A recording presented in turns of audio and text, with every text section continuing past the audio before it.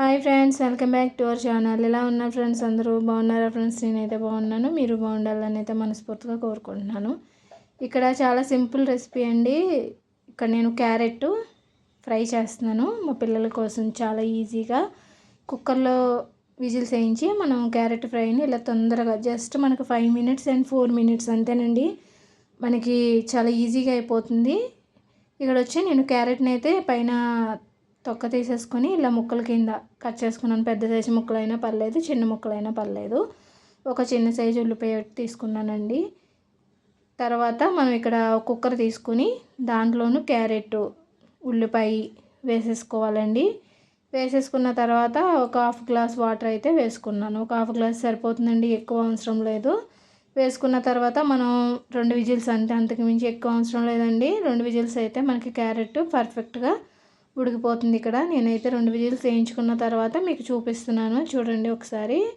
ఇక్కడ అయితే చక్కగా ఉడికిపోయింది, చూసారండి. మరి ఇంకో విజిల్ ఎక్స్ట్రా అయితే మనకి మొత్తం మెత్తగా అయిపోయి మనకి ఫ్రై అంత పర్ఫెక్ట్గా రాదండి. అందుకని మనం 2 విజిల్స్ వేయించుకుంటే సరిపోతుంది. దీని నెక్స్ట్ ప్రాసెస్ వచ్చి దీంట్లో ఒక 4-5 స్పూన్లు ఆయిల్ వేసాను. తర్వాత దీంట్లోనూ 1 స్పూన్ జీలకర్ర, 1 స్పూన్ ఆవాలు వేసాను. మీరు దీంట్లో ఎండుమిర్చి, శనగపప్పు, మినపప్పు అన్నీ వేసుకోవచ్చు. నేనైతే మా పిల్లలు తినరు కాబట్టి ఇందులో అయితే నేను వేయలేదండి. ఇవి కొంచెం మనకి ఫ్రై అయిన తర్వాత దీంట్లోనూ వెల్లుల్లిపాయి, పచ్చిమిర్చి, కరివేపాకు. నేను ఎండుమిర్చికి బదులు పచ్చిమిర్చి అయితే యూస్ చేశానండి. మీరు కావాలంటే ఎండుమిర్చి కూడా వేసుకోవచ్చు. ఇక్కడ వెల్లుల్లిపాయ అనేది కొంచెం ఎక్కువగానే వేసానండి, టేస్ట్ అనేది బాగుంటుంది కాబట్టి.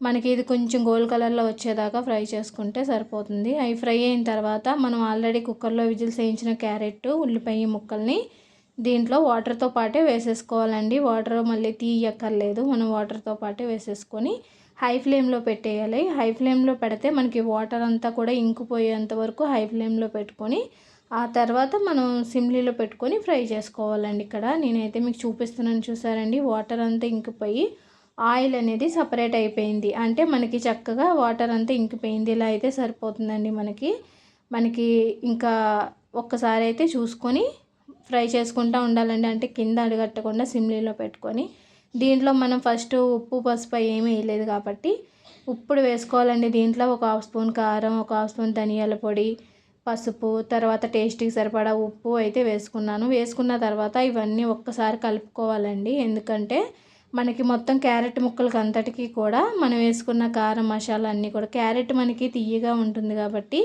కొంచెం కారం ఎక్కువ తినే పిల్లలు అయితే మనం కొంచెం ఎక్కువ వేసుకోవచ్చు. నేనైతే కరెక్ట్గా వేసానండి, ఒక హాఫ్ స్పూన్. ఎందుకంటే దీంట్లో పచ్చిమిర్చి కూడా యాడ్ చేశాను కాబట్టి కారం అనేది పర్ఫెక్ట్గా సరిపోతుందండి. ఒక్కసారి కలుపుకున్న తర్వాత మనం ఇక్కడ సిమ్లీలో పెట్టేసుకుని మూత పెట్టేసుకుంటే మనకి కారం అనేది ఇక్కడ క్యారెట్కి బాగా కలుస్తుందండి. మనం ఇలా సిమ్లీలో పెట్టుకొని ఫ్రై చేసుకుంటూ ఉండాలి.